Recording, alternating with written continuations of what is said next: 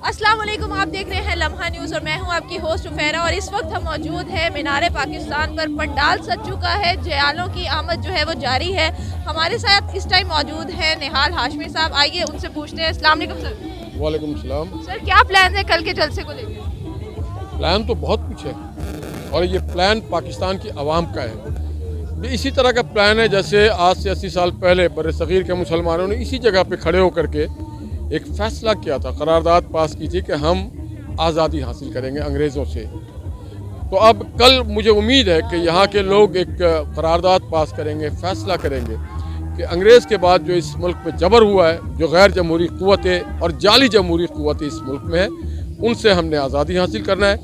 इस मुल्क के अवाम को हमने उनके मकसद और उनकी मंजिल की तरफ लेके जाना है, जहाँ पे खुशहाली हो, अमन हो, रोज़गार हो और लोग चैन और सुकून की ज़िंदगी गुजारें। जहाँ पे तरक्की हो, वो तरक्की जो आज पूरे पाकिस्तान के लोग देखते हैं, जो नवाज़ शरीफ के दौर में और शहबाज शरीफ के दौर में हुआ, वो तरक्की हम चाहते हैं, वो अमन चाहते हैं, वो महंगाई का ख़ात्मा चाहते हैं। तो इंशाअल्लाह कल हम तारीख़ी फ़ैसला करेंगे जो पाकिस्तान के हक़ में होगा और जिसके असरात आने वाले वक्तों में बहुत गहरे होंगे इंशाअल्लाह। तो सर मौजूदा हुकूमतों की जानिब से जो FIRs की जा रही हैं, जो रुकावटें आप लोगों के लिए लगाई जा रही हैं, उसके बारे में क्या कहेंगे?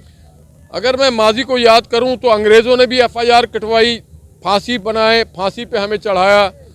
अयूब के आमरीत में भी हुआ, ज़िया के आमरीत में भी हुआ, मुशर्रफ के भी आमरीत में हुआ, फांसियाँ भी हुई, मुल्क बदली भी हुई, कोड़े भी लगे। क्या हम रुके? कभी सच और हक रुकेगा? अवाम कभी रुकेगी? ना हम कल रुके थे, ना आज रुके, ना आइंदा रुकेंगे इंशाअल्लाह। आपको यकीन है कि कल क्या ये पूरा जो पंडाल है वो अवाम से भरा होगा? पूरा पाकिस्तान जो मैदान में है वो मैदान में है, जो सड़क पे है वो सड़क पे है, जो नहीं आ सके वो TV पे बैठ करके, मीडिया पे आपके तवज्जुह से बैठ के, सोशल मीडिया के तवज्जुह से बैठ के, पूरे पाकिस्तान कल इस जलसा का में हमारे साथ, हम सब का जो दिलों की धड़कन है वो इस मजमे में होगा, इस जलसे में होगा और हम सब साथ होंगे। अच्छा सर, क्या आप आवाम को कोई डेट बता सकते हैं कि कब तक जो मौजूदा हुकूमत है वो उतर जाएगी? हम तो चाहते हैं कि कल उतर जाए, अगले मिनटों में उतर जाए, क्योंकि हम चाहते हैं कश्मीर की आज़ादी, हम चाहते हैं कि पाकिस्तान खुशहाल हो, हम चाहते हैं कि हमारा बॉर्डर सिक्योर हो। तो हम तो एक लम्हे के लिए भी इसे बर्दाश्त नहीं करना चाहते हैं। ये तो तागूनी क़ुव्वतों के, बैरूनी क़ुव्वतों के आलाकार हैं। हम अपना मुल्क खुद चलाना चाहते हैं, कोई बैरूनी आकाओं के तसल्लुत से, उसके गुमाश्ते या उसके कठपुतली ना चलाएं। जब इमरान खान साहब ने धरना दिया था ना इस्लामाबाद में, उसमें इसमें बड़ा फ़र्क है। उसमें उन्होंने जो कुछ कहा था वो सब यू टर्न लिया और वो सब झूठ है। मदीने की रियासत में ये और ये फ़र्क है। नवाज शरीफ ने जो मुंह से बात की वो पूरी की, कभी यू टर्न नहीं लिया।